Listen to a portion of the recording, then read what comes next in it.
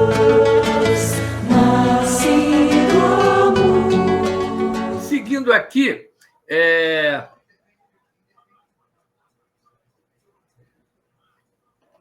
eu vou agora utilizar, no nosso estudo, o livro Estude e Viva, tá?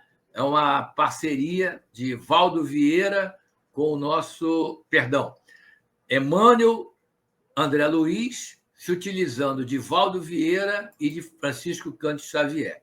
No caso aqui é o capítulo 23.1, tá certo? Em que temos a dupla Emmanuel ditando através do Chico Xavier. E o título da página é Em Torno da Obsessão. Então, diz o seguinte, o Emmanuel: se aspiramos ao erguimento de realizações que nos respondam ao elevado gabarito dos ideais, é forçoso selecionar os ingredientes que nos constituem a vida íntima, cultivando o bem nas menores manifestações. Ou seja, se você realmente quer ter essa influenciação positiva, essa influenciação do bem, mesmo nas menores coisas, você tem que cultivar o bem. Você tem que pretender ajudar o próximo, praticar os exemplos de Jesus. Porque, diz ali o Emmanuel, qualquer ação oposta comprometerá a estabilidade da organização que pretendamos efetuar. Diz o Emmanuel ainda, à vista disso, cogitemos de sanear emoções, ideias, palavras, atitudes e atos, por mínimos que sejam. Porque, meus amigos, é através das emoções, das ideias, das palavras verbalizadas, de nossas atitudes, de nossas ações, é que vamos vivenciarmos qual tipo de influenciação. Tá certo? Todos nós nos referimos, diz ainda o Emmanuel, ao perigo dos agentes do mal que nos ameaçam. No entanto, os agentes do mal apenas dominam onde lhe favoreçamos a intromissão. E a intromissão deles, via de regra, se verifica principiando pela imprudência da brecha que quem cria? Que nós criamos.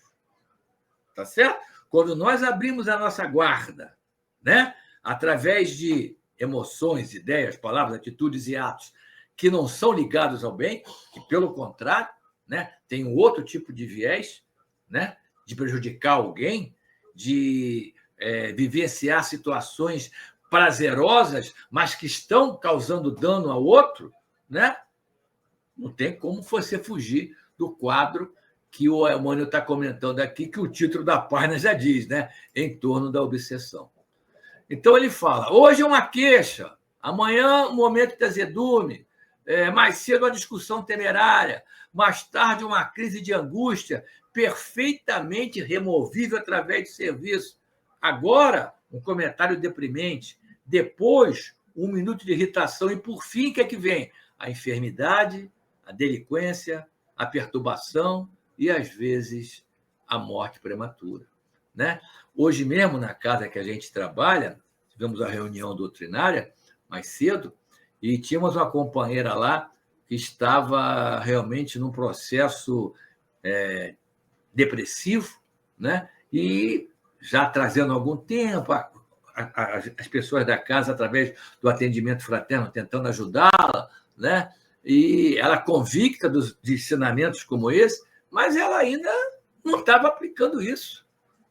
Então, quando você está numa situação dessa, já propenso a ter uma situação de melancolia, depressiva, você se irrita por uma situação comum do dia a dia, você se envolve numa discussão sem pé nem cabeça, você vê uma situação em que você deveria usar a prece em relação à pessoa envolvida, você faz um comentário deprimente. Que tipo de influência você está se afinando, você vai sintonizar? Algo, como está dito ali, começa com melancolia, tristeza, depressão e pode chegar até uma morte prematura ou através de uma enfermidade.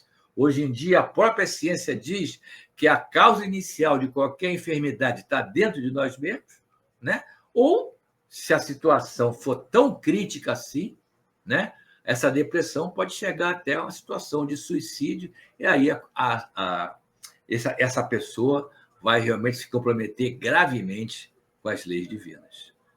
Tá certo? Então, complementando a contribuição do Emmanuel aqui nesse nosso estudo, ele colocou: o desastre grande, quase sempre, é a soma de descuidos pequenos. Estejamos convencidos de que, nos processos de obsessão, acontece também assim. Claro, nós nem chegamos a falar em obsessão, né? Mas a gente está querendo colocar o que ao utilizar esse texto do Emmanuel?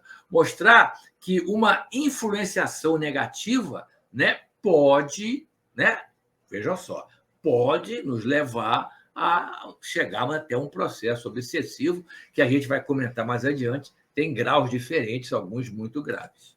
Tá certo, meus amigos? Né? Bom, seguindo aqui.